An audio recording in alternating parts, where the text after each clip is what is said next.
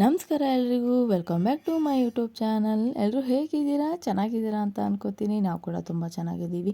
ಈ ಒಂದು ರೆಸಿಪಿ ಏನು ಅಂದರೆ ಮೋಮೋಸ್. ಹೊರಗಡೆ ಸಿಗುವಂಥ ಮೋಮೋಸ್ನ ಇವತ್ತು ನಾನು ಮನೇಲಿ ಟ್ರೈ ಮಾಡ್ತಾ ಇದ್ದೀನಿ. ಬನ್ನಿ ಹೇಗೆ ಮಾಡೋದು ಅಂತ ನೋಡ್ಕೊಬರೋಣ.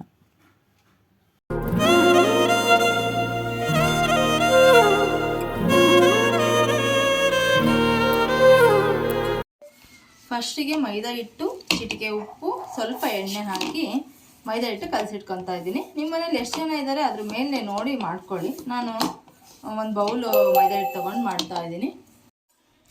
ಚಪಾತಿ ಕಲಿಸ್ತೀವಲ್ಲ ಅದಕ್ಕಿಂತ ಸ್ವಲ್ಪ ಸ್ಮೂತ್ ಕಲಿಸ್ಕೊಂಡು 10 ನಿಮಿಷ ನೆನೆಗೆ ಬಿಡೋಣ. ಇದನ್ನ ಇವಾಗ ಹಿಟ್ಟು ನೆನೆಯೋದ್ರೊಳಗೆ ಕೆಂಪು ಚಟ್ನಿ ರೆಡಿ ಮಾಡಬೇಕು. ಅಂದರೆ ಇವಾಗ ಮೋಮೋಸಿಗೆ ಕೆಂಪು ಚಟ್ನಿ ಕೊಡ್ತಾರಲ್ಲ, ಆ ಕೆಂಪು ಚಟ್ನಿ ರೆಡಿ ಮಾಡಬೇಕು ಅಂದರೆ ಒಂದು 10 ಒಣಮೆಣಸಿನ್ಕಾಯಿ, ಒಂದು 4 ಟೊಮೊಟೊನ ಚೆನ್ನಾಗಿ ಬೇಯಿಸ್ಕೋಬೇಕು. ಬೇಯಿಸ್ಕೊಂಡು ತಕ್ಕೊಂಡು ರುಬ್ಬೇಕು.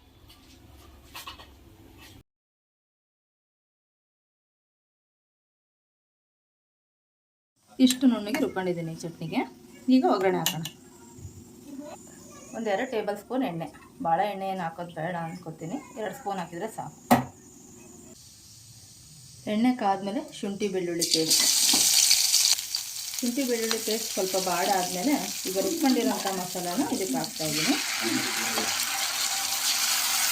ಇದು ಕೂಡ ಈ ಚಟ್ನಿ ಎಣ್ಣೆ ಒಳಗೆ ಚೆನ್ನಾಗಿ ಕಲಬೇಕು, ಆವಾಗ ಖಾರ ಅನಿಸಲ್ಲ.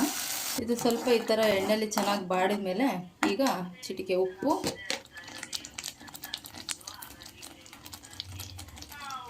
ನೋಡಿ ರುಚಿಗೆ ತಕ್ಕಷ್ಟು ಸಕ್ಕರೆ ಹಾಕೋಬೇಕು.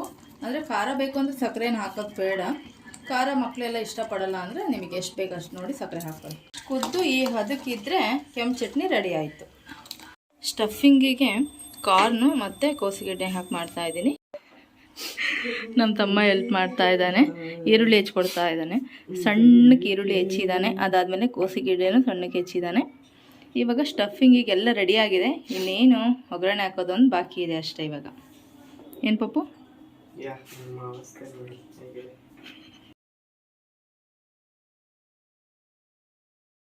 ಸ್ಟಫಿಂಗಿಗೆ ರೆಡಿ ಮಾಡ್ಕೊತಿದ್ದೀನಿ. 2 ಸ್ಪೂನ್ ಎಣ್ಣೆ ಕಾದ್ಮೇಲೆ ಶುಂಠಿ ಬೆಳ್ಳುಳ್ಳಿ ಪೇಸ್ಟು. ಶುಂಠಿ ಬೆಳ್ಳುಳ್ಳಿ ಪೇಸ್ಟು ಸ್ವಲ್ಪ ಎಣ್ಣೆಗೆ ಬಾಡಬೇಕು. ಬಾಡಾದ್ಮೇಲೆ ಸಣ್ಣದಾಗಿ ಹೆಚ್ಚಿರೋಂಥ ಹಸಿಮೆಣಸಿನ್ಕಾಯಿ, ಸಣ್ಣದಾಗಿ ಹೆಚ್ಚಿರೋಂಥ ಈರುಳ್ಳಿ, ಇದನ್ನು ಕೂಡ ಎಣ್ಣೆ ಒಳಗೆ ಚೆನ್ನಾಗಿ ಬಾಡ್ಸ್ಕೋಬೇಕು. ಸ್ವಲ್ಪ ಬಾಡ್ಸ್ಕೊಂಡ್ರೆ ಸಾಕು. ಇಷ್ಟು ಬಾಡಿದ ಮೇಲೆ ಸಣ್ಣದಾಗಿ ಹೆಚ್ಚಿರೋಂಥ ಕೋಸಿಗೆಡ್ಡೆ ಹಾಕ್ತಿದ್ದೀನಿ. ಇವಾಗ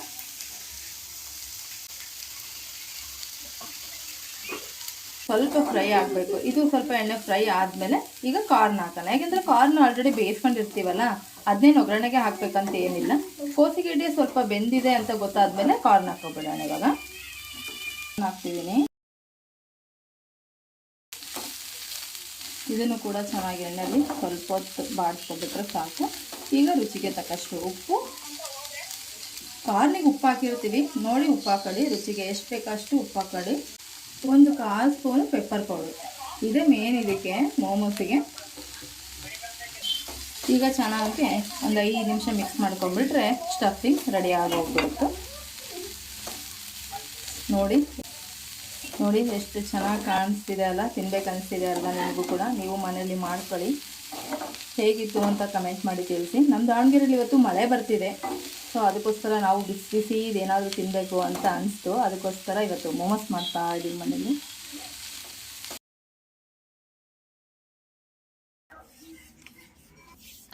ಈ ಥರ ಸಣ್ಣ ಉಂಡೆಗಳನ್ನಾಗಿ ಮಾಡಿಟ್ಕೊಂಡು ಸಣ್ಣಗೆ ಉದ್ದಬೇಕು. ಯಾಕೆಂದರೆ ಮತ್ತೆ ತುಂಬ ದೊಡ್ಡದು ಉದ್ದಬಾರ್ದು. ಎಷ್ಟು ಮೋಮೋಸಿಗೆ ಬೇಕೋ ಅಷ್ಟು ಅಳತೆಗೆ ಉದ್ದಬೇಕು. ಈ ಥರ ಸಣ್ಣ ಉಂಡೆಗಳು ಮಾಡಿಟ್ಕೊಂಡು ಈ ಶೇಪಿಗೆ ಉದ್ಕೊಂಡ್ರೆ ಸಾಕು. ಸಣ್ಣ ಎಲೆಗಳು ರೆಡಿಯಾಗಿದೆ. ಒಂದು ಕಡೆ ಸ್ಟಫಿಂಗು ಕೂಡ ರೆಡಿಯಾಗಿದೆ. ಈಗ ಆ ಎಲೆಗಳಿಗೆ ಒಂದೊಂದು ಸ್ಪೂನು ನೋಡಿ ಅದಕ್ಕೆ ಎಷ್ಟು ಬೇಕಾಗುತ್ತೋ ಅಷ್ಟು ಸ್ವಲ್ಪನೇ ಹಾಕ್ಕೊಂಡು ಈ ಥರ ಕರಿಗಡುಬು ಮಾಡ್ತೀವಲ್ಲ ಆ ಟೈಪ್ ಒಂದೊಂದಕ್ಕೆ ಈ ಥರ ಸ್ಟಫಿಂಗ್ ಮಾಡಿ ಇಡಬೇಕು. ಬಟ್ ಆ ಮೋಮೋಸ್ ಶೇಪೆಲ್ಲ ನಮಗೆ ಮಾಡೋಕ್ಕೆ ಬರಲಿಲ್ಲ, ಸೊ ಈ ಥರ ಮಾಡಿ ಇಡ್ತಾಯಿದ್ದೀನಿ. ಈ ಥರ ಅಷ್ಟನ್ನು ಮಾಡಿಟ್ಕೊಂಡು ಹಬೆ ಒಳಗೆ ಬೇಯಿಸ್ಕೋಬೇಕು. ಇಡ್ಲಿ ಪಾತ್ರೆಯಲ್ಲೇ ಬೇಯಿಸ್ಕೊಂಡ್ರೆ ನಡೆಯುತ್ತೆ. ನಾನು ಅಂಟ್ಕೊಬಿಡುತ್ತೆ ಅಂತ ಈ ಥರ ಬಟ್ಟೆ ಹಾಕಿ ಒಂದೊಂದೇ ಇಡ್ತಾಯಿದ್ದೀನಿ. ಇದನ್ನು ಒಂದು 5ರಿಂದ 6 ನಿಮಿಷ ಬೇಯಿಸ್ಕೊಂಡ್ರೆ ಮೋಮೋಸ್ ರೆಡಿ ಆಗೋಯ್ತು. ಎಷ್ಟು ಹೆಲ್ತಿಯಾಗಿ ಟೇಸ್ಟಿಯಾಗಿತ್ತು ಗೊತ್ತಾ? ನೀವು ಮನೇಲಿ ಟ್ರೈ ಮಾಡಿ, ತುಂಬ ಚೆನ್ನಾಗಿರುತ್ತೆ. ಮಕ್ಕಳು ಕೂಡ ಇಷ್ಟಪಟ್ಟು ತಿಂತಾರೆ, ಎಲ್ಲರೂ ಕೂಡ ಇಷ್ಟಪಟ್ಟು ತಿಂತಾರೆ. ನಮ್ಮ ಮನೇಲಂತೂ ಇಷ್ಟಪಟ್ಟು ತಿಂದರು. ಅಂತೂ ಮೋಮೋಸ್ ರೆಡಿ ಆಯಿತು. ಕೆಂಪು ಚಟ್ನಿ ಮತ್ತು ಮಯೋನಿಸ್ ಜೊತೆ ತಿನ್ನೋಕ್ಕಂತೂ ತುಂಬಾ ಚೆನ್ನಾಗಿತ್ತು ಅಂತಲೇ ಹೇಳ್ಬೋದು. ನಮ್ಮ ಮನೇಲಿ ತಿಂದು ನನ್ನ ಮಕ್ಕಳು ಟೇಸ್ಟ್ ಹೇಗಿದೆ ಅಂತ ಹೇಳ್ತಾ ಇದ್ದಾರೆ.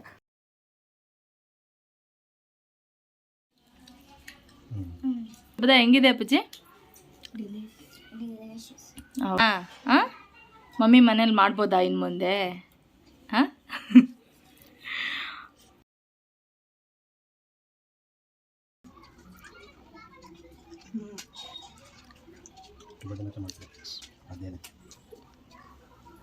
ಹೆಂಗಿದೆ ಅರ್ಪಣ? ತುಂಬ ಡಿಲಿಷಿಯಸ್ ಆಗಿದೆ. ಮಾತಾಡ್ಬೇಕು ಅನಿಸ್ತಿಲ್ಲ, ತಿನ್ಬೇಕು ಅನಿಸ್ತಿದೆ.